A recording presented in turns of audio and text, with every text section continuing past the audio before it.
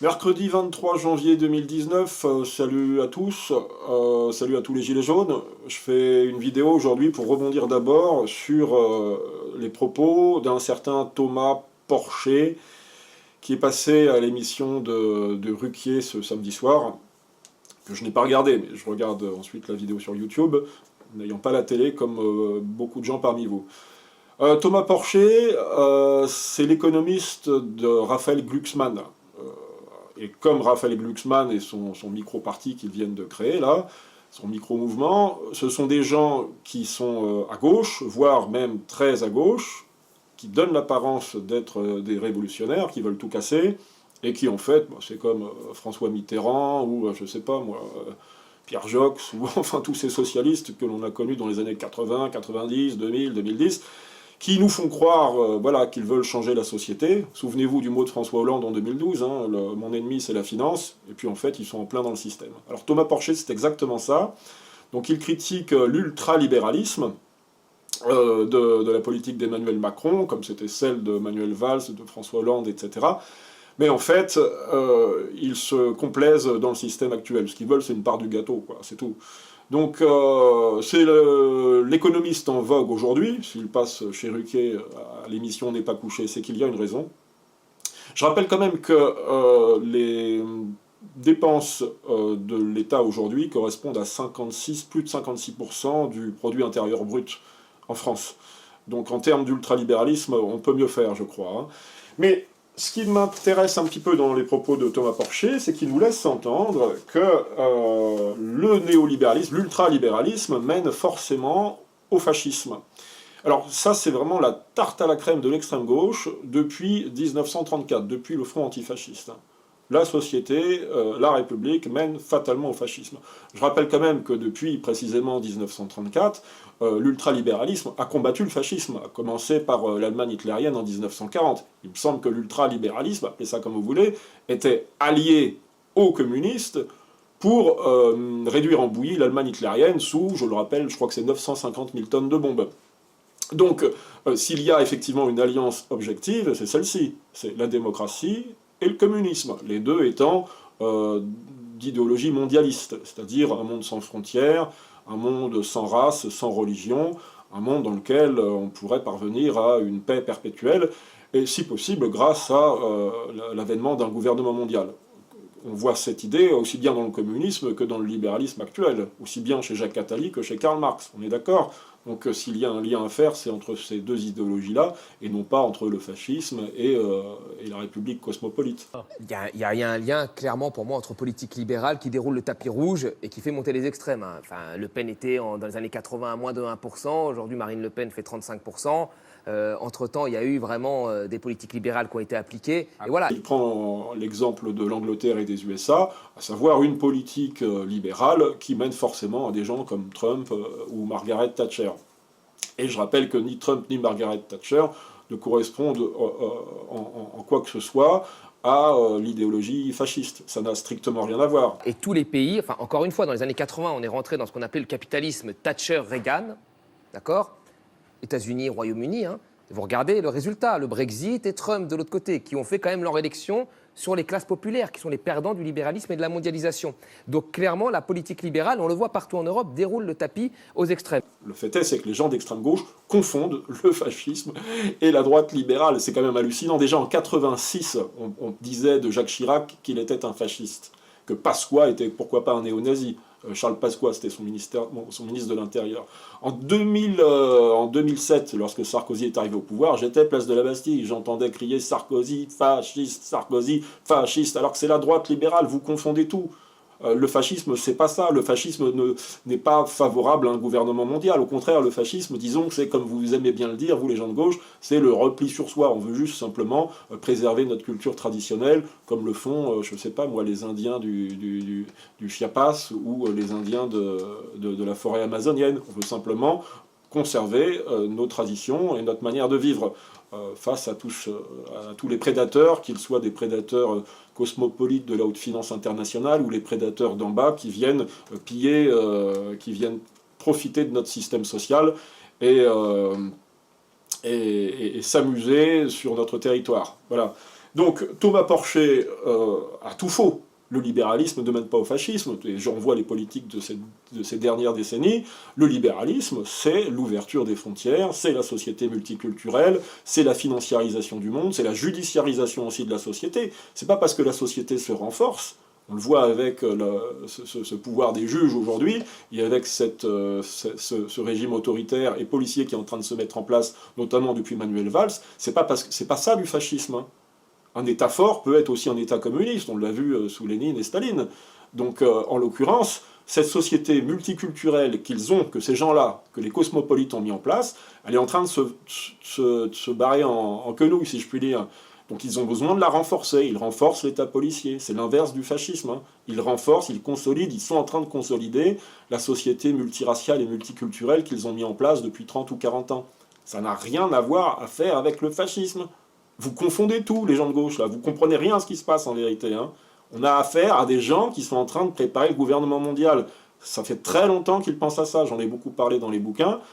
C'est leur obsession. Le gouvernement mondial, l'unification du monde, la disparition des frontières. Et vous, les gauchistes qui êtes favorables à la disparition des frontières et au grand mixage généralisé, vous n'avez pas à voir ça, puisque effectivement, ce que vous pensez correspond aussi aux souhaits et au but de l'oligarchie mondiale. Donc vous faites tout, vous essayez de trouver en fait des arguties pour vous démarquer du système actuel et essayer de prouver, alors par un échafaudage intellectuel qui est assez bizarre, vous essayez de nous prouver que la société ultralibérale et cosmopolite mène au fascisme. Donc Thomas Porcher, mais alors vraiment tout faux, tout faux. Et ensuite, Thomas Porcher nous dit que si Marine Le Pen était arrivée au pouvoir, il y aurait eu des tensions sociales extrêmement fortes. Si demain, Marine Le Pen, elle passait, mais ça aurait mis de l'huile sur le feu, il y aurait eu des tensions sociales, mais d'une extrême force. Donc conceptuellement, quand on vit dans le 3e arrondissement, on peut dire ça. Mais quand on vit au cœur des quartiers, et qu'on sait ce que c'est de la tension, mais de la vraie tension, mettre de l'huile sur le feu, là, je trouve ça très dangereux. Mais les tensions sociales, elles sont là aujourd'hui. Il n'y a pas eu besoin de Marine Le Pen, hein. Et si Marine Le Pen arrive au pouvoir, pourquoi vous dites, monsieur Thomas Porcher, tension sociale? C'est tension raciale dont vous voulez parler, puisque vous nous parlez des banlieues dans lesquelles vous avez vécu, effectivement. Mais il s'agit de tension raciale, ethno-raciale. Ne dites pas tension sociale quand il s'agit de tension ethno-raciale. Vous dites n'importe quoi, parce qu'en fait, votre discours est bancal. Totalement bancal pour les raisons que je viens de vous exposer. Sur ce, François Bégodeau, sur le même plateau de On n'est pas couché, nous assure que... Alors, il a un discours un petit peu différent. Dans un premier temps, il nous assure que Hitler est arrivé au pouvoir avec le soutien de la grande bourgeoisie. Je vous lis, Bégodeau, et je voudrais faire réagir Thomas Porcher. Avec la classe politique républicaine, autoritaire, libérale qu'on a depuis 30 ans, on n'a pas besoin de Marine Le Pen, ça ne changera rien, ils ont déjà fait tout le boulot. Ceux qui ont peur de Marine Le Pen ont une pensée politique très faible, ils devraient lire Marx, dites-vous. Hitler n'a pu arriver au pouvoir que parce que la grande bourgeoisie, notamment financière, était de son côté. C'est quoi la grande bourgeoisie? Hitler est arrivé au pouvoir avec le soutien d'une certaine bourgeoisie, en l'occurrence d'une bourgeoisie allemande. Il faut aussi rappeler qu'à l'époque, la plupart des universitaires en Allemagne, suite à la Première Guerre mondiale, étaient de vrais patriotes, étaient des nationalistes. Ça n'a rien à voir à faire avec la situation d'aujourd'hui, hein, en France, hein. Aujourd'hui, l'université est très largement aux mains des gens de gauche et d'extrême gauche, qui se recrutent par cooptation. On le sait, hein, un patriote a très peu de chances d'être recruté comme professeur d'université aujourd'hui. Vous tenez l'université, vous les gens de gauche, et les cosmopolites, les super milliardaires cosmopolites, ne sont pas du tout, mais alors pas du tout, favorables à l'arrivée au pouvoir de patriotes. En revanche, il y a une petite bourgeoisie, une moyenne, voire même une grande bourgeoisie, qui peut être favorable aux idées patriotes, mais ce ne sont pas des milliardaires, ce sont des millionnaires. Et je rappelle, une fois de plus, qu'il y a une différence entre un millionnaire et un milliardaire, et c'est la même différence qu'il y a entre un mec qui roule à vélo et un mec qui roule en Rolls-Royce. Allez, j'avais dit 1 000 € pour le vélo, 1 million d'euros pour la Rolls-Royce. En fait, c'est quoi? C'est 300 € pour un vélo et 300 000 € pour la Rolls-Royce. Et c'est toujours une différence de 1 à 1000. Et vous confondez la bourgeoisie nationale avec les super milliardaires qui dirigent la planète. Alors cette semaine, on a beaucoup parlé de ces 26 milliardaires. Auparavant, on avait des gens comme la chaîne Osons Causer là, qui nous parlaient des 10 milliardaires qui tiennent les médias en France. Qui voulez-vous que ce soit? Qui peut créer une chaîne de télévision? Les smicards? Faut arrêter de dire n'importe quoi. Ceux qui tiennent les médias, c'est ou l'État, ou les milliardaires. Les milliardaires mènent une politique cosmopolite. Et je rappelle à ce sujet, là j'interpelle le mec de Osons Causer, là je connais pas son nom, mais il nous parle de ces 10 milliardaires qui tiennent les médias. Mais oui, fort bien, mais alors comment t'expliques, cher ami, que 80% ou 90% des journalistes se disent eux-mêmes des gens de gauche? Donc ce sont des milliardaires qui recrutent des journalistes de gauche.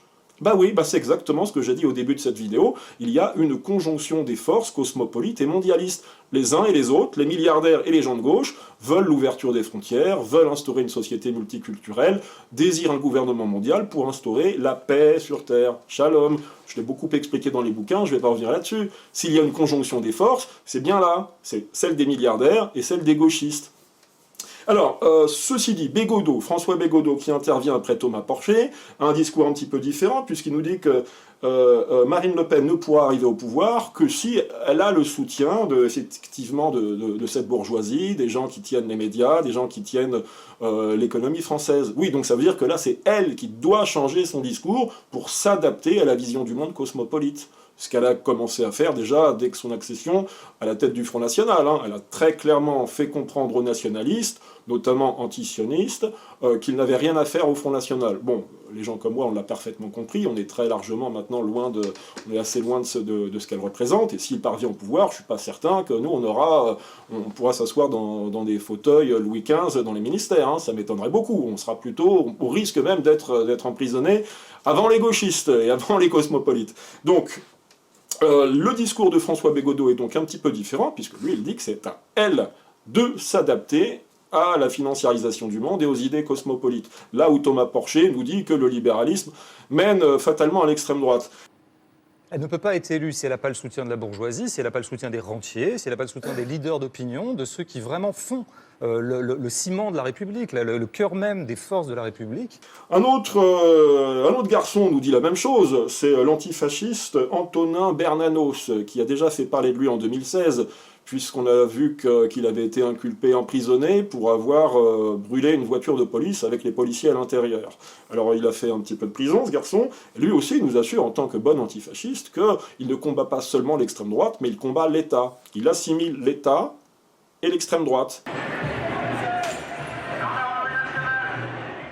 Salut à tous, très heureuse de vous retrouver sur Hors Série dans cette émission spéciale où je reçois Antonin Bernanos. Bonjour et bienvenue. Alors Antonin, vous êtes étudiant en sociologie et vous venez de faire 10 mois de prison dans le cadre de l'affaire dite de la voiture de police brûlée. C'était en mai 2016, quai de Valmy, sur un dossier pourtant complètement vide. On va leur mettre sur le dos l'affaire de la voiture de police brûlée. On va faire une grosse accusation pour tentative d'homicide. Enfin, oui, c'est l'occasion de dénoncer la violence aveugle des casseurs, des hordes sauvages, enfin d'essayer de retourner le mouvement, de retourner l'opinion contre le mouvement de Nuit debout et du reste de la jeunesse mobilisée en les faisant passer pour des voyous très dangereux. Oui, comme vous l'avez dit, c'est l'occasion justement de décrédibiliser le mouvement social dans son ensemble. Et en fait, là, on voit bien qu'il y a une stratégie de la part de la police qui ont créé des coupables idéaux, clairement, qui ont créé des éléments de preuve, falsifié différentes notes, en l'occurrence les notes blanches, pour créer des coupables idéaux à servir à la justice, qui par la suite aura le travail de produire le récit, ce qui est normalement la tâche des services de police.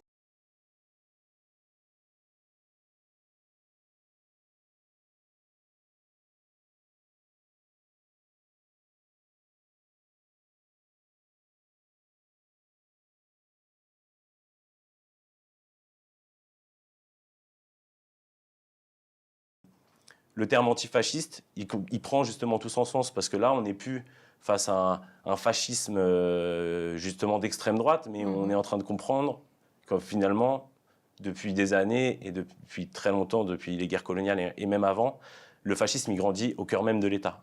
C'est un fascisme structurel, étatique, et à ce moment-là, en fait, la condition des migrants, la condition faite aux migrants vous permet de comprendre que l'adversaire, c'est pas juste les groupuscules d'extrême droite, c'est une structure étatique qui mène une politique fasciste. Exactement. Et c'est là où ça change, et on le voit aujourd'hui, l'extrême droite et ses politiques, justement, racistes et racistes structurellement, elles marchent main dans la main. Le fascisme à dénoncer, c'est l'extrême droite, mais c'est aussi l'État. On met l'État en accusation et on s'organise pour le prendre à partie. Puis quand on voit qu'en prison, 80% ou peut-être encore plus des gens qui occupent la prison, c'est des jeunes de quartiers populaires qui sont noirs ou arabes, musulmans, on s'aperçoit bien, on voit vraiment la répression où est-ce qu'elle tape et où elle tape le plus fort. Et pourquoi elle tape? C'est qu'aujourd'hui, par exemple, la prison, c'est la forme de gestion par excellence des populations non blanches. Parce qu'il y a des gens qu'on met en prison qui sont la plupart du temps des Noirs et des Arabes, mais il y a aussi des matons qui sont pour la plupart du temps des Noirs. Et il y a toute cette forme de gestion des populations non blanches qui sont en prison. Et ça permet de la mettre en accusation la prison, de se dire, aujourd'hui, la prison, qu'est-ce que c'est? C'est l'outil principal pour opprimer le prolétariat aujourd'hui en France.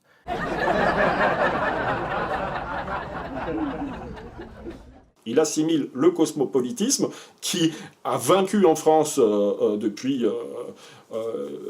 et en Occident d'ailleurs depuis plusieurs décennies, et il assimile ça à l'extrême droite, alors que ça n'a rien à voir, parce que dans leur logique marxiste ou anarchiste, gauchiste on va dire, ils sont obligés de repousser tout ce qui n'est pas eux. C'est le front antifasciste, hein. C'est-à-dire la bourgeoisie, l'extrême droite, les milliardaires cosmopolites, tout ça, ça participe du même projet. On ne sait pas quel projet. Moi, ce que je constate simplement, c'est que depuis le monde dans lequel je suis né en 67, n'est plus du tout le monde dans lequel je vis aujourd'hui.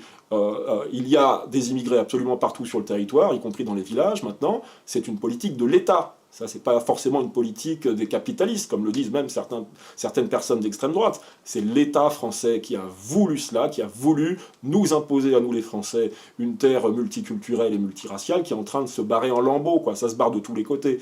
Et je le répète, aujourd'hui, s'il serre les boulons, on l'a vu avec Manuel Valls, si ça devient un État policier, c'est que cet État est fragile, qu'il faut le consolider. Donc, plus de flics dans la rue, un discours plus dur, notamment à l'égard des gens qui ont un discours déviant. Et je rappelle à cette enseigne que le gouvernement nous met en garde contre qui? On le voit à travers tous les médias. Depuis le début de la crise des Gilets jaunes, le gouvernement nous met en garde contre l'extrême droite, contre les racistes, les xénophobes, les antisémites, les sexistes, etc. Non pas contre l'extrême gauche. Pourquoi? Parce que les gens d'extrême gauche font partie de ce système. Je vous le dis, c'est la même chose. Le gouvernement mondial, la société multiculturelle, simplement les gens d'extrême gauche pensent qu'il faut aller beaucoup plus vite, ouvrir grand les frontières, qu'il y ait 50 millions d'immigrés qui arrivent tout de suite, plus de police, plus rien, enfin ce qu'ils veulent c'est le chaos généralisé. Et c'est ce qui va advenir, c'est ce qui est déjà en train d'advenir. Simplement, les mondialistes, disons, tendance libérale, ont la même optique, ils veulent simplement consolider la société telle qu'elle est, ils pensent pour eux que tout va très bien. Donc, que ce soit les antifascistes façon Antonin Bernanos, ou les antifascistes façon François Bégodeau et Thomas Porcher sur les plateaux de télévision, vous tenez le même discours, à savoir que le libéralisme et le fascisme, c'est un petit peu la même chose. Le libéralisme mène au fascisme, ce qui est absolument n'importe quoi. Quand je disais que le gouvernement... les macronistes et les gens de droite, en l'occurrence, eux, tiennent le même discours, à savoir un discours anti-gilets jaunes, ça me semble très clair. Dès le début de la crise des gilets jaunes, on a vu que le gouvernement dénonçait les antisémites. Dès le 17 novembre, moi, j'étais dénoncé comme étant, là, carrément, la tête de proue des gilets jaunes, ce qui n'est absolument pas le cas. Alors ensuite, on a vu les quenelles de militants de Dieudonné, je crois que c'était à Montmartre, c'était l'acte 9, et ça n'a jamais cessé. Début janvier, on voit encore Marlène Schiappa, qui se plaint de la présence de très nombreux antisémites militants d'extrême droite dans les Gilets jaunes, ce qui est faux. Je l'ai dit dans mes premières vidéos des Gilets jaunes, le mouvement des Gilets jaunes, c'est un mouvement populaire, mais rural, qui vient d'abord de la province. Ce sont des gens, c'est le bon sens populaire, ce sont des gens tout naturellement de droite ou d'extrême droite, entre guillemets, mais ce ne sont pas du tout des militants. Moi, je vois très peu de militants d'extrême droite dans les manifestations, je les ai quasiment toutes faites, hein. Il y a très peu de militants d'extrême droite. Les idées sont probablement là, mais les gens d'extrême gauche, à cet égard, viennent régulièrement dans les mouvements des Gilets jaunes pour chasser les militants d'extrême droite. Alors, j'ai cru comprendre que c'est dans les dernières manifestations, ils n'étaient plus là, parce qu'ils se sont rendus compte que de toute manière, le mouvement était ainsi fait. Mais il y a quand même une pénétration des mouvements de gauche chez les Gilets jaunes. Mais l'essentiel, c'est surtout de voir qui est l'ennemi des Gilets jaunes, et qui sont dénoncés. Et je vous le dis et je vous le répète, le gouvernement dénonce depuis le début, monte en épingle cette présence d'extrême droite. Mais d'autre part, il y a aussi effectivement une foule haineuse et des gens qui jusqu'à présent avaient des idées d'extrême droite plus ou moins assumées, qui revêtent un gilet jaune et qui s'autorisent du coup dans le débat public à tenir des propos qui, normalement, encore une fois, tombent sous le coup de la loi. On nous parle de liberté d'expression, je suis très attachée à la liberté d'expression, mais la liberté d'expression, elle est encadrée par le droit. Vous n'avez pas le droit de commettre des injures publiques, des appels au lynchage, des appels à la haine, de relayer des propos antisémites, négationnistes, homophobes, sexistes, anti-musulmans. Donc je crois que les gilets jaunes qui dénoncent des migrants en les forçant à sortir du camion dans lesquels ils se trouvent, ceux qui font des pancartes antisémites et néo-nazis, ceux qui profèrent des injures contre les couples de même sexe, je crois que eux effectivement sont une foule haineuse qui doit être condamnée et leur place n'est pas dans le débat public, leur place est devant un juge. Parce que je vous parlais de la consolidation, de la policiarisation de la société. Luc Ferry, c'est pas un fasciste, c'est lui qui dit qu'il faut tirer sur les gilets jaunes. C'était après l'affaire du boxeur Christophe Détinger. Je vous répète sa phrase, hein. Qu'ils se servent de leurs armes une bonne fois. Écoutez, ça suffit. On a la 4e armée du monde, elle est capable de mettre fin à ces saloperies. Luc Ferry, c'est pas un fasciste. Il est marié à une certaine Marie-Caroline Beck de Fouquier, née en 1975, dont le grand-père est Jean-Jacques Servan-Schreiber, fondateur de l'Express. Bon, alors vous allez me dire, je suis un antisioniste carabinet. Oui, Jean-Jacques Servan-Schreiber et Françoise Giroud étaient tous deux d'origine d'une famille. Et Françoise Giroud, ça je l'ai dit dans Psychanalyse du judaïsme, était originaire d'une famille juive sabbatéenne, c'est-à-dire des juifs hérétiques qui favorables à la doctrine.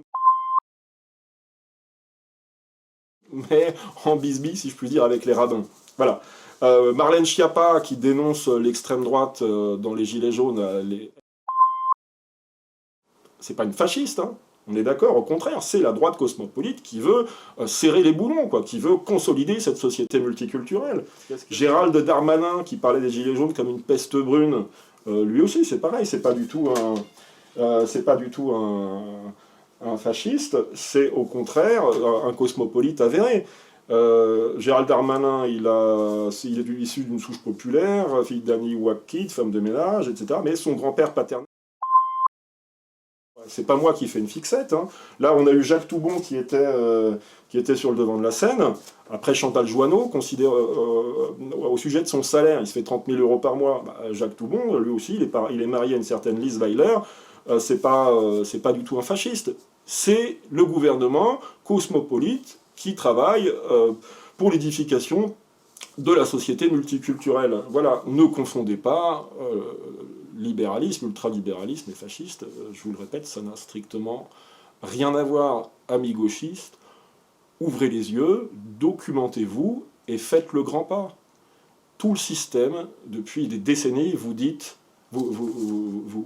n'allez surtout pas voir de ce côté-là, l'extrême droite. Allez jeter un coup d'œil, et vous verrez ce qu'il en est.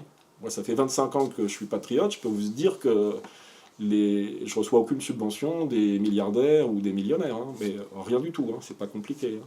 En l'occurrence, à contrario, Georges Soros, par exemple, subventionne toutes les associations, enfin beaucoup d'associations sans frontiéristes. Donc, je vous le répète, faites le grand pas, allez-y, sautez dans le vide, les gars, sautez dans le vide. Si vous êtes d'extrême gauche, vous êtes conformiste, comme ce Thomas Porcher, comme ce Glucksmann, qui nous font croire par leurs discours, par leurs tweets, qu'ils sont contre la société telle qu'elle est, alors qu'en fait, ils sont en plein dedans et ils font partie de cette société. Je vous remercie de m'avoir écouté. À bientôt.